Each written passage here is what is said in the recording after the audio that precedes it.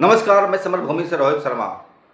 भारत के क्रांतिकारी आंदोलन के इतिहास में पहली बार इतनी बड़ी संकट का सामना क्रांतिकारी आंदोलन कर रहा है। सीपीआई माओवादी की आयु लगभग 100 साल होने जा रहा है और बल्कि यूँ कहें कि पूरे भारत के कुछ आंदोलन का इतिहास ही लगभग 100 साल का है। 100 साल के आधे जीवन में सीपीआई माओवादी ने जिंदा अपने आप को जिया है और इस आधे काल में 50 साल की अवधि में माओवादी आंदोलन के दरमियान ये पहली सबसे बड़ी घटना है जबकि पार्टी ने इस तरीके से चीज़ों को देखा है, भोगा है। सीपीआई माओवादी के पीबी मेंबर सोनू वेणुगोपाल जो थे, वे गद्दारी करके अपने सैकड़ों साथियों की हत्या करवाने के बाद अब वो फरार हो गए हैं। तो वहीं दूसरी तरफ लगातार उनके समर्थन में पार्टी के अलग अलग कमेटियों से पत्र जारी हो रहे हैं अखबारों के जरिए। इसका नतीजा जहाँ भी निकले, लेकिन सबसे बड़ी बात इसमें यह है कि सीपीआई माओवादी के पूर्वी रीजनल ब्यूरो की तरफ से पूरे 5 राज्य में, जिसमें कि बिहार, झारखंड, उत्तरी छत्तीसगढ़, पश्चिम बंगाल और असम, इन 5 राज्यों में प्रतिरोध सप्ताह चल रहा है और प्रतिरोध सप्ताह का आज ये तीसरा दिन है। इस तीसरे दिन में कहीं कुछ घटनाएं दिखने को नहीं मिली जिसमें कि माओवादियों ने कोई अटैक किया हो, लेकिन इस बीच में एक बड़ी घटना ये हुई है कि इस प्रतिरोध सप्ताह के शुरू होने के पहले ही 2 माओवादियों ने सरेंडर कर दिया है। इसके अलावा दुनिया में अमेरिका के अंदर भी एक पार्टी का निर्माण हुआ है जो कि भारत में चल रहे कगार युद्ध का विरोध कर रही है और दुनिया में चल रहे क्रांतिकारी आंदोलन का समर्थन कर रही है। इसके अलावा सबसे महत्वपूर्ण बात यह है आज कि आज मतलब क्रांतिकारियों को याद करने का कोई दिन तो नहीं होता, लेकिन 9 अक्टूबर को जो है चे ग्वारा का दिवस था और आज हम 10 तारीख को ये न्यूज़ बना रहे हैं। एक दिन लेट चल रहा हूँ। मुझे कायदे से कल तैयार करना चाहिए था इस वीडियो को, लेकिन समय अभाव के कारण इसको तैयार नहीं कर सके। और कई सारी जानकारियाँ देंगे आपको हम अपने इस वीडियो में। आइए हमारे साथ है।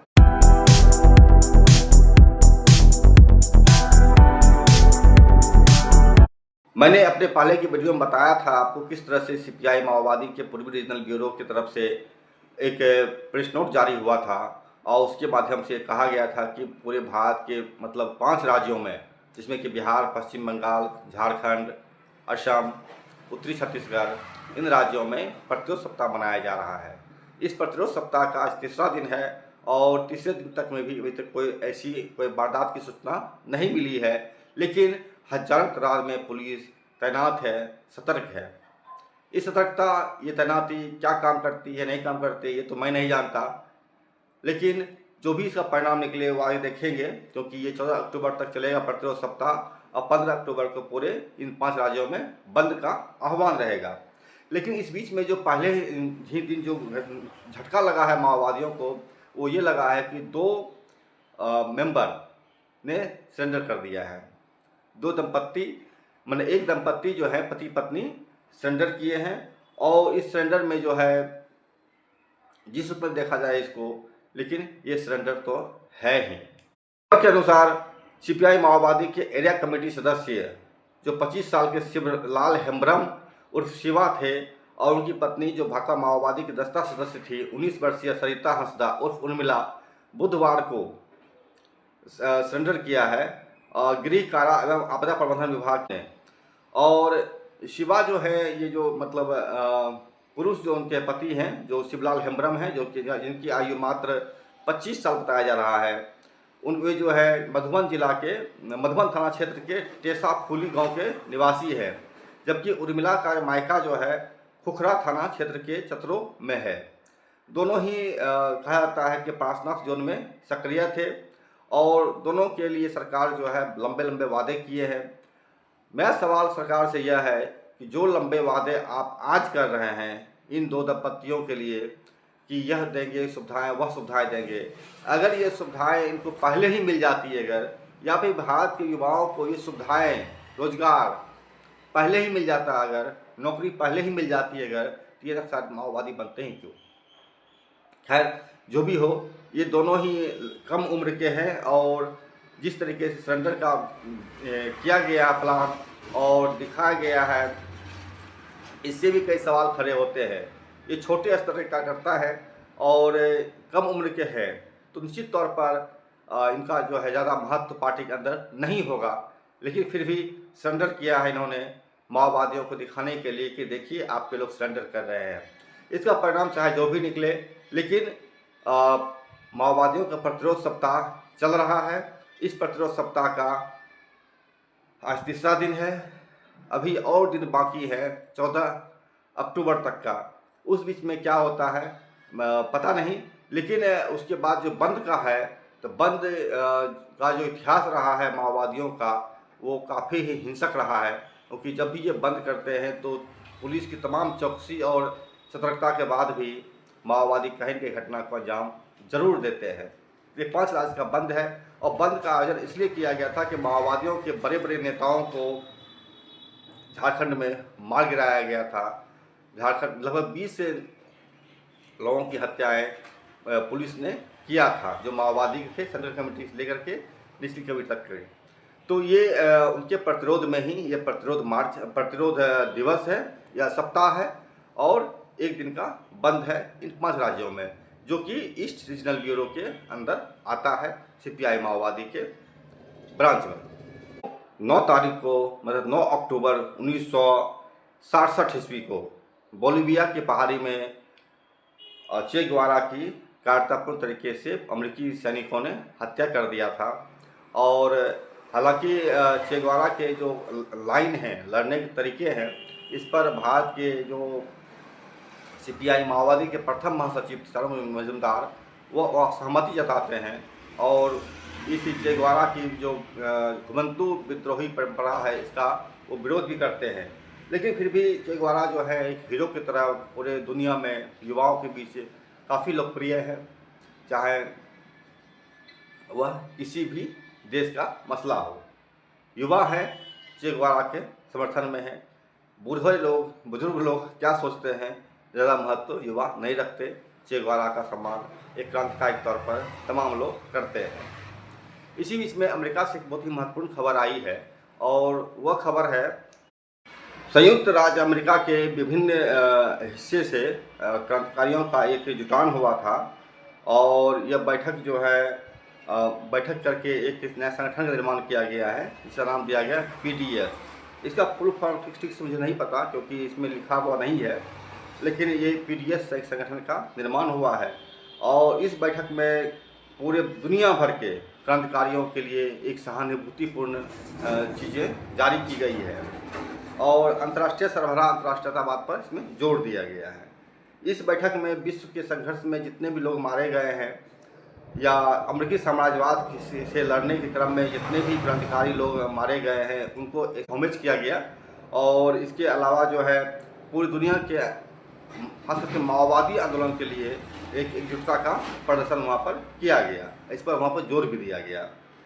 इसमें मुख्य रूप से Bharat, Philippines, Mexico, Brazil, Indonesia में चल रही जो कृषि क्रांति है, जो माओवादी चला रहे हैं भारत में, तो उस पर चर्चा की गई है।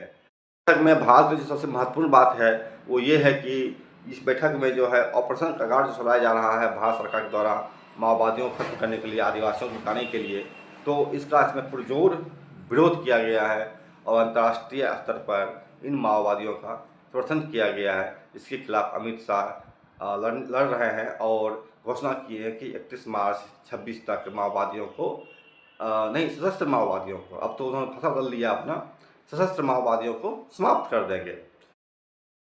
भारत में एक तरफ जहां अमित शाह सीपीआई माओवादी को समाप्त करने की बात कर रहा है, वहीं दूसरी ओर पाकिस्तान में, जिसके कि लिए ये जो मोदी सरकार है हर दिन एजेंडा सेट करता है, वहाँ पर अब सीपीआई माओवादी की ही तरह वहाँ पर भी माओवादी आंदोलन उभर रहा है, वो भी अपने अपने जगह पर आगे बढ़ रहा है।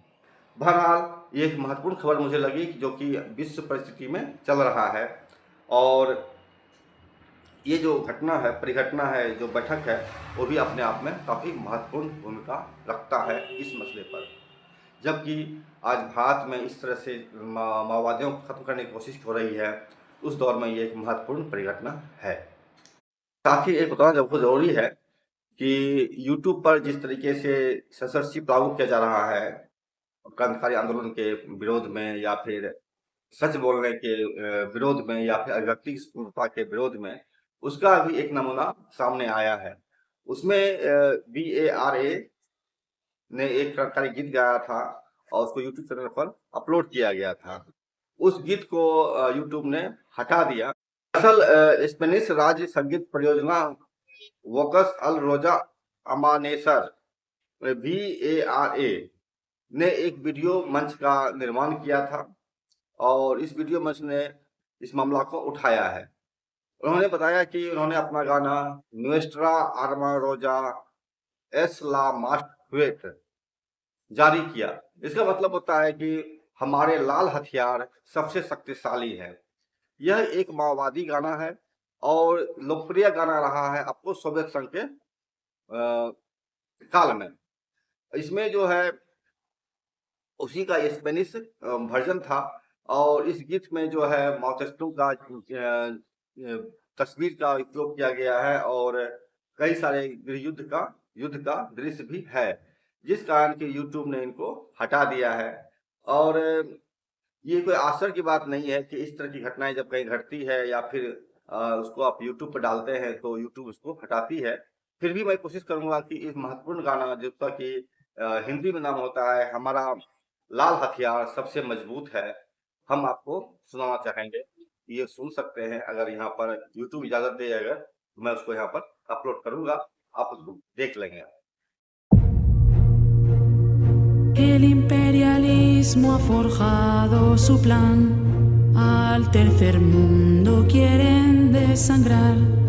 India, Filipinas, Turquía y Perú, se abre el camino de una nueva luz. Hacia adelante con optimismo, los proletarios vencerán. Nuestra arma roja es el maoísmo de aplicación universal. Hacia adelante con optimismo, los proletarios vencerán. Nuestra arma roja es el maoísmo de aplicación universal. Con gran arrojo, voluntad y valor, combaten los pueblos a la reacción. Y si la lucha sangre va a verter, que de ella brote el nuevo poder. Hacia adelante con optimismo, los proletarios vencerán. Nuestra arma roja es el maoísmo de aplicación universal. Hacia adelante con optimismo, los proletarios vencerán. Nuestra arma roja es el maoísmo de aplicación universal. Ejército de la revolución, junto a las masas crean rebelión. Del latifundio a la capital, desarrollarán la guerra popular. Alzar la altísima bandera roja hacia nuestra emancipación. Es el partido el que nos guía hacia la ansiada libertad. Alzar la altísima bandera roja hacia nuestra emancipación. Es el partido el que nos guía hacia la ansiada libertad.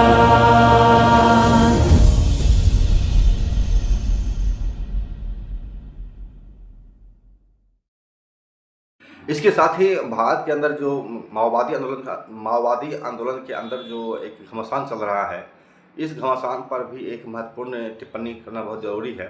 वो ये है कि इसको आप इस घटना को जो वेणुगोपाल और पार्टी के अंदर चल रहा है पार्टी को अब छोड़कर को भाग चुके हैं और अमित शाह के गोद में बैठ गए हैं।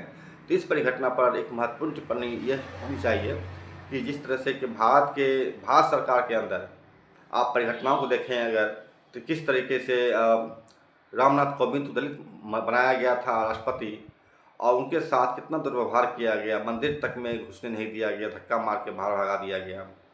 फिर द्रौपदी मुर्मू बनी राष्ट्रपति, इनके साथ भी दुर्व्यवहार किया जा रहा है और इनको भी मतलब एक विधवा, एक औरत की तरह देखा जाता है और मंदिरों में घुसने से मनाही की जाती है। और इस तरीके से द्रौपदी मुर्मू को बेइज्जत किया जाता है कि आपको याद होगा कि पिछले दिनों जो राम मंदिर का निर्माण हुआ था, उसमें जो उद्घाटन किया गया था नरेंद्र मोदी द्वारा, उसमें भी द्रौपदी मुर्मू को नहीं बुलाया गया था। और इन दोनों घटनाओं के बीच में आप देखेंगे कि पूरे देश भर में जब रामनाथ कोविंद को बनाया गया राष्ट्रपति, तो पूरे देश भर में दलितों के खिलाफ हिंसक घटनाएं एक से बढ़कर एक हुई, जिसमें गुजरात में ही बहुत सारी घटनाएं हुई जहां दलितों को पीठ बांध करके मारा गया था और इसके बाद में बहुत सारी चीज़ें हुई है। जब द्रौपदी मुर्मू जो आदिवासी है, कम्युनिटी से बिलोंग करती है, जब इनको बनाया गया राष्ट्रपति, तो आदिवासियों का नरसंहार किया जा रहा है और आज तक नरसंहार वो जारी ही है। अब आपको याद होगा कुछ दिन पहले ही भारत के जो चीफ जस्टिस है, उनके ऊपर जूता चलाया गया। चीफ जस्टिस दलित समुदाय से आते हैं और जिस व्यक्ति ने जूता चलाया उन पर, वह व्यक्ति दावे के साथ बोलता है कि जूता हम फिर मारेंगे, हमको भगवान ने ऑर्डर दिया है, सपने में बताया है। तो इस तरह घटनाएं को आप देख सकते हैं, ब्राह्मणवाद किस तरह से इन 10-12 वर्षों में सर उठाया है और पूरे देश को निकलने की दिशा में यह ब्राह्मणवाद दलितों के खिलाफ उठ खड़ा हुआ है। अब दूसरी तरफ देखते हैं हम हैं सीपीआई माओवादी के अंदर। सीपीआई माओवादी के अंदर जो आप वेणुगोपाल हैं, ये ब्राह्मण हैं और ये जब देख पा रहे हैं कि पूरे भारत में ब्राह्मण के लिए स्वर्ग युग आ गया है, ब्राह्मण राज कायम होने जा रहा है, तो इनके अंदर का ब्राह्मणवाद जो है पैदा हुआ और इन्होंने जो है पूरी तरीके से पहले तो कब्जा करना चाहा पार्टी के ऊपर ही और सरेंडर करवाने की कोशिश में, लेकिन जब देव जी जैसे नेता जब सीपीआई माओवादी के महासचिव बने, तो इन्होंने जो है देव जी के खिलाफ बगावत कर दिया और पार्टी छोड़ करके भाग गए। आपको यही क्या और ये चीज़ जानना तो जरूरी है कि बादशाह राज जो थे वो भी दलित समुदाय से आते थे, इनकी हत्या ये जो सोनू हैं वेणुगोपाल, इन्होंने ही करवाई है और इस बात के बहुत सारे सबूत अब मिलने धीरे धीरे शुरू हो गए हैं।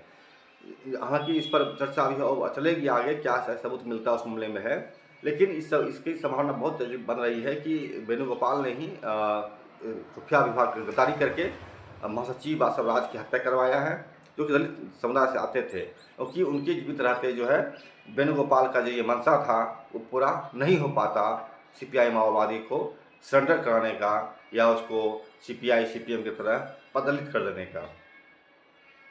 ऐसे में जब भारत की एक मुख्य धारा जो सरकार है, उसके अंदर जब ब्राह्मणवाद इस तरह से आगे सिर उठा करके चल रहा है, बढ़ रहा है, एक से एक संवैधानिक संस्थाओं पर हमले कर रहे हैं, ये लोग जो है सीजीआई तक को मारा है और इसके बाद जो है अपने ही दलित कम्युनिटी से आने वाले आईपीएस अफसर को इतना जलील किया, इतना जिल्लत से लोग उसके साथ तिरस्कृत किया कि अंततः वे जो है सुसाइड करने के लिए मजबूर हो गए, जिनको लेकर के उनकी जो आईएएस पत्नी थी वे भी जो है काफ़ी लड़ रही हैं और सवाल उठा रही है कि इस तरह की घटनाओं को रोक लगाया जाए, हमारे पति को इंसाफ दिया जाए। और इस तरीके से चीज़ें चल रही है कि मतलब ब्राह्मणवाद यहाँ अगर जोर मार रहा है तो ब्राह्मणवाद सीपीआई माओवादी के अंदर भी जोर मार रहा है। ये सबसे महत्वपूर्ण परिघटना है। और लेकिन सीपीआई माओवादी के अंदर सबसे बड़ी बात यह है कि उसके जो बड़ी संख्या है वह मूलतः दलित आदिवासियों का है, बहुजनों का है, इसीलिए वहाँ पर ब्राह्मणवाद इतनी जल्दी कब्जा नहीं कर पा रहा है, लेकिन वहाँ पर कोशिशें चल रही है।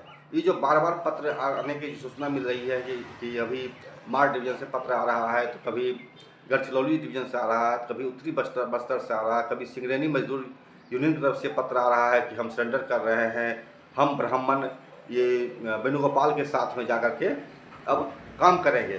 तो सवाल ये भी है कि जो लोग पत्र लिख रहे हैं वो है कौन कम्युनिस्ट लिख रहे हैं। मसलन जाति का सवाल भारत में एक प्रधान स्वरूप ग्रहण करता जा रहा है और लड़ाई की जो दिशा पहले थोड़ा बैलेंस में था, अब धीरे धीरे इस संघर्ष में और तीखापन आ रहा है।